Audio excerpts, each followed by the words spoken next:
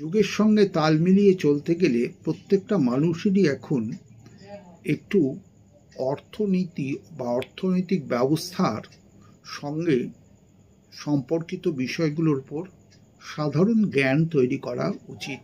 সেই উদ্দেশ্যে এই ভিডিওটা তৈরি করা হচ্ছে। এখন প্রথম যে টার্মটা আমাদের জানা উচিত প্রত্যেকের, সেটা হচ্ছে ইকোনমি। ইকোনমি বা অর্থ ব্যবস্থা, ইকোনমি এটা কি? যা আমরা জন্মাবার পরে যখনই বড় হই তখনই বুঝতে পারি যে আমাদের বাঁচার জন্য ন্যূনতম কিছু জিনিসের প্রয়োজন, যেমন খাদ্য, জামা কাপড়, বাসস্থান, এগুলো তো আছেই।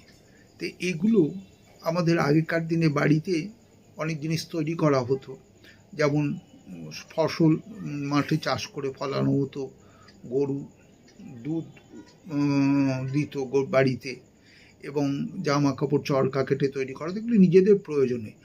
এই যে ব্যবস্থাটা, আমার প্রয়োজনগুলো মেটানোর জন্য এই যে প্রোডাকশান বা উৎপাদন অ্যান্ড কনজামশান এবং সেটার ব্যয়, এবং প্রত্যেকটা জিনিসই যে জিনিসগুলো রিসোর্স আমাদের রয়েছে, যে উপকরণগুলো, সেগুলো তো পর্যাপ্ত নয়, তার একটা লিমিটেশন আছে, সীমাবদ্ধতা আছে, সেইগুলো যাতে ঠিকভাবে ব্যবহার হয়। এই যে প্রোডাকশান কনজামশান, এই প্রোডাকশান করা এবং খরচা করা বুঝে শুনে এবং আগলে রাখা, অন্যদের যা পরিচিত যাদের আছে তাদের সামাল দেয়া, তাদের প্রয়োজনটাকে, এই বোধটাই হচ্ছে ইকোনমি।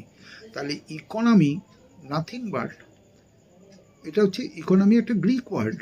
এটা মানে হচ্ছে গ্রিক ওয়ার্ড, মানে হচ্ছে হাউস হোল্ড ম্যানেজমেন্ট। কীভাবে আমি নিজের বাড়ির সমস্ত কিছু জীবন ধারণ এটা পালন করব, এটা হচ্ছে ইকোনমি। তাহলে বেসিক্যালি আগেকার ইয়ে ছিল ইকোনমি। ইকোনমি হচ্ছে কি? Production and consumption activities. ইকোনমির মেন কথা, that take place in a nation seeking to efficiently allocate their nations resources for the public benefit. অর্থাৎ আমাদের বেনিফিটের জন্য নেশনসের যে রিসোর্সগুলো আছে সেটাকে আমরা ব্যবহার করব। And economy is a large set of interrelated production and consumption activities. তাহলে ইকোনমি আর কিছু না, ইন্টার রিলেটেড প্রোডাকশন এবং consumption activities that aid in determining how scarce resources are allocated. কীভাবে আমাদের এই যে সীমাবদ্ধ যে সমস্ত রিসার্চগুলো আছে সেটাকে কীভাবে আমরা ভাগ বাটোয়ারা করবো, এটাই হচ্ছে economy. Put simply, the economics involves all the production and consumption. তাহলে ইকোনমি আর কিছুই না, production and consumption activities, consumption related activities as well as the trade of goods and services in a country. এই যে trade and goods, এটাও ইকোনমির মধ্যে, কারণ আমার বাড়িতে তো সব জিনিস পাওয়া যেত না, অন্যের কাছ থেকে নিতে হতো। গোয়ালার অন্যদের কাছ থেকে দুধ দিতে হতো, নাপিত এসে চুল কেটে দিত, এটা একটা সার্ভিস পেলাম, আমি নিজে কাটতে পারতাম না। তেমনি তার বিনিময়ে আমরা নাপিতকে, যখন টাকা ছিল না, অন্য কিছু বাড়ির জিনিস দেওয়া হতো, ফলমূল দেওয়া হতো, সবজি দেওয়া হতো। এগুলো সব ইকোনমি। কতটা পেতে গেলে কতটা দেবো, এই বোধটা, এই বিচক্ষণতা, এগুলোই ছিল ইকোনমির ব্যাপার। The economy of a particular, এবং সেটাকে তার সাধ্যের মধ্যে হতে হবে। The economy of a particular region, কোনো একটা জায়গার ইকোনমি, সেটা সেই জায়গার culture, laws, history and geography, এই যে ওখানকার আইন, তার যে কালচার অর্থাৎ সংস্কৃতি, এবং ঐতিহাসিক যে পরম্পরা, এবং জিওগ্রাফি, ভৌগোলিক অবস্থানের উপর নির্ভর করবে। অর্থাৎ এখানের ইকোনমি আরেকটা জায়গার ইকোনমির সঙ্গে আলাদা হবে, এটাই স্বাভাবিক। ঠিক আছে, এইবার একটা জিনিস হলো যে ইকোনমি তো আমরা তুললাম consumption and production and consumption related activities, এগুলো হচ্ছে অ্যাক্টিভিটি। এইবার হচ্ছে ইকোনমিক্স কথাটা এসছে, যেটার উপরে আমরা দাঁড়িয়ে আছি। একটা বিশাল ব্যাপার, বিশাল জগৎ তৈরি হয়েছে ইকোনমিক্স। ইকোনমিক্সের আবার আলাদা আলাদা শাখা। এই ইকোনমিক্সের জ্ঞানগুলো আমাদের একটু জানতে হবে। ইকোনমিক্স কি? যা ইকোনমিক্স হচ্ছে, আমরা একটা স্টাডি করবো, একটা ব্রাঞ্চ, শাখা, যে জ্ঞান অর্জনের একটা শাখা।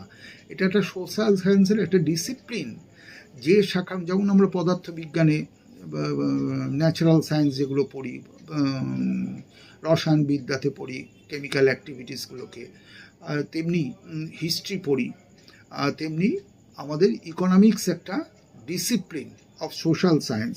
Economics is an academic discipline and a branch of social science concern with observation and analysis, এই দুটো কথা। এরা concern with observation and analysis, অর্থাৎ পর্যবেক্ষণ এবং বিশ্লেষণ of the production and consumption and transfer of wealth. এই যে আগে আমরা প্রোডাকশন অ্যান্ড কনজামশন অ্যাক্টিভিটিসটাকে বলেছিলাম ইকোনমি, এবার বললাম observation and analysis of production, consumption and transfer of wealth. এই যে তো উৎপাদন, তার ব্যয় করা এবং একের অন্যের মধ্যে বিনিময় করা, এইগুলোর যে পর্যবেক্ষণ করা এবং বিশ্লেষণ করা, সেটা যে শাখার মধ্যে হয় সেটা হচ্ছে economics. The economics can be defined in few different ways. Is the study of scarcity, অর্থাৎ যে জিনিসটার আমাদের স্বল্পতা রয়েছে তাকে স্টাডি করা, এবং how people use resources and respond two incentives, এবং পিপল কীভাবে, জনগণ কীভাবে রিসোর্সগুলোকে ইউজ করছে এবং ইনসেন্টিভ বা প্রণোদনাকে সে কীভাবে সাড়া দিচ্ছে। Or the study of decision making, কীভাবে তার ডিসিশন মেকিংটা বদলাচ্ছে, অর্থাৎ সে সিদ্ধান্ত নিচ্ছে, পছন্দ অপছন্দ তৈরি করছে। It often involves topics like wealth and finance, এর সঙ্গে রিলেটেড একটা টপিক এসে যাচ্ছে ওয়েলথ, সম্পদ, এবং ফাইন্যান্স, অর্থই শুধু না, সম্পদ, যেমন সোনা, আজকাল আরও ওয়েলথের নানা রকম শাখা এসছে, শেয়ারে, প্রপার্টি, বিজনেস, এগুলো সমস্ত মধ্যে এসে যাচ্ছে। But it's not all about money.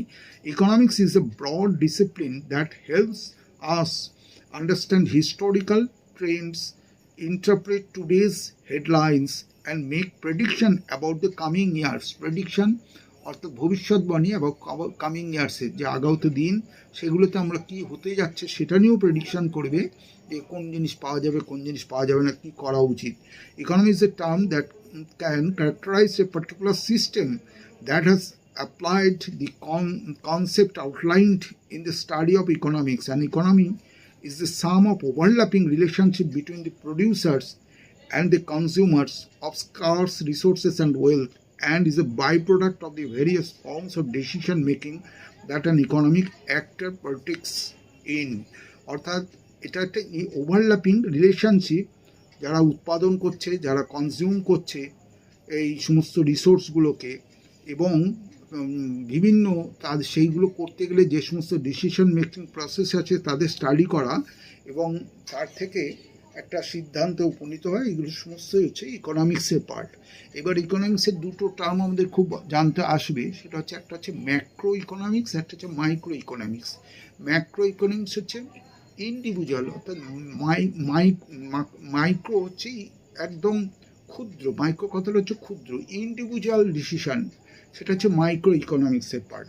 Micro ইকোনমিক্সের branch that studies the behaviour of an individual consumer, যেটা স্টাডি করে তার একজন ব্যক্তিগত যে কনজিউমার, যে গ্রাহক, তার যে বিহেভিয়ারটা স্টাডি করছে, সেটা হচ্ছে মাইক্রো ইকোনমিক্সের ব্যাপার। বা ফার্মের শুধু ব্যক্তিগত নয়, ফার্মেরও এবং family as a known micro economics. এগুলো হচ্ছে ব্যক্তিগতভাবে একটা ফার্ম, ব্যক্তিগত বা একটা পরিবার যেভাবে বিহেভ করছে, সেইগুলো স্টাডি করা হচ্ছে মাইক্রো ইকোনমিক্স। আর ম্যাক্রো ইকোনমিক্স কিন্তু হচ্ছে ব্রড সেন্স, ওভারঅল স্টাডি করা, এটা হচ্ছে ম্যাক্রো ইকোনমিক্স। যে macroeconomics that studies behaviour of the whole economy, both national and international, is known as macroeconomics. It deals with aggregate economic variables, demand and supply. আর এটা হচ্ছে macro হচ্ছে overall total যে study করবে, is business application related to environmental and external issues also. কারণ আমরা বাইরে তেলের দাম বেড়ে গেলে এখানে সব জিনিসপত্রের দাম বেড়ে যায়, কারণ আমরা তেল উৎপাদন করতে পারি না। তাহলে সেই হিসেবে এগুলো হচ্ছে ম্যাক্রো ইকোনমিক্সের পার্ট।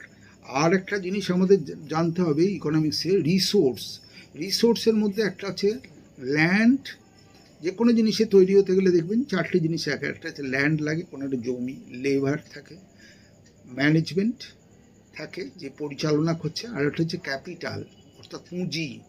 এই চারটে জিনিস ইকোনমিক্সের খুব টার্ম। তার মধ্যে এরা আবার আমাদের এখন আমরা মোটামুটি দেখি যে রিসোর্সের মধ্যে একটা রাখা হয়েছে, একটা হচ্ছে হিউম্যান রিসোর্সের মধ্যে একটা ক্লাস এসে গেছে। হিউম্যান রিসোর্সটা দুটো ভাগ হয়েছে, একটা লেবার, একটা হচ্ছে ম্যানেজমেন্ট, কারণ কীভাবে পরিচালনা করবে সেটার উপর ডিপেন্ড করে। এটা ভালোভাবেই জানি যে আমাদের দেখতে পাচ্ছি আমাদের সরকারি ক্ষেত্রে যেমন গভর্নমেন্টের ম্যানেজমেন্ট ফেল করছে, সেখানে প্রাইভেটে চলে যাচ্ছে এই বিভিন্ন সেক্টরগুলো। সুতরাং এই ব্যাপারটাও আসছে। হিউম্যান রিসোর্স এর মধ্যে দুটো ভাগ, একটা লেবার এবং ম্যানেজমেন্ট, এবং নন হিউম্যান রিসোর্সের মধ্যে হচ্ছে ল্যান্ড, ক্যাপিটাল গুডস এবং ফাইন্যান্সিয়াল রিসোর্সেস অ্যান্ড টেকনোলজি। টেকনোলজিটাও এখন নন human, technology is very important. Technology ছাড়া কোনো কিছু প্রোডাকশন এখন সম্ভব নয়। ফাইন্যান্সিয়াল রিসোর্সেস, এই যে শেয়ার মার্কেট, ক্যাপিটাল, এই সমস্তগুলো তারা টাকাটা পাবে, এগুলো সব এসে যাচ্ছে। ক্যাপিটাল গুডস এবং ল্যান্ড, এগুলো হচ্ছে নন হিউম্যান রিসোর্সের মধ্যে। এরপরে আমাদের নেক্সট যে সেগমেন্ট আসছে সেটা হচ্ছে মার্কেট। এই যে ব্যাপারটা, এই ব্যবস্থাটা, সেই সমস্ত জিনিসগুলো আমরা পাবো, কোন জিনিসটা পাবো না পাবো, এই ব্যাপারটা নিয়ন্ত্রিত হবে একটা মার্কেটের মধ্যে দিয়ে। আমরা বাজারে যাব, সবজি উৎপাদন করলে হবে না, সবজি একটা মার্কেটে রাখবে, সেখান থেকে আমরা কিনবো। সবজির দাম কীরকম হবে, আমি কীরকম দিতে চাই, ও কীরকম আছে তার উপরে। সুতরাং এই মার্কেটের ব্যাপারটাও একটা এরপরে আসবে। এই মার্কেটটা আমরা যেমন লোকাল মার্কেট দেখি, এই মার্কেটের আবার বিভিন্ন রূপ নিয়ে আমরা পরে আলোচনা করব পরের ভিডিওতে।